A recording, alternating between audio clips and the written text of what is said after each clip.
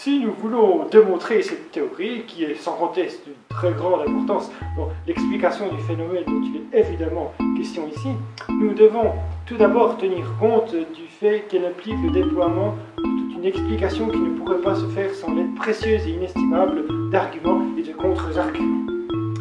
C'est pourquoi il s'agit en premier lieu de ne pas s'attarder sur les détails de présentation, mais d'entrer intégralement dans le vif du sujet.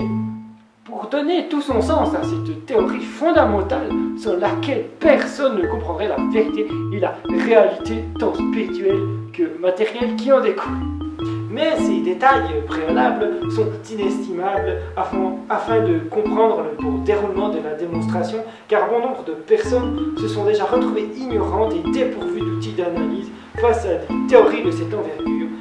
que dis-je, de cette envergure, de cette ampleur sans pareille qui dépasse incontestablement celle de toutes les théories et explications à propos de la vérité susmentionnée.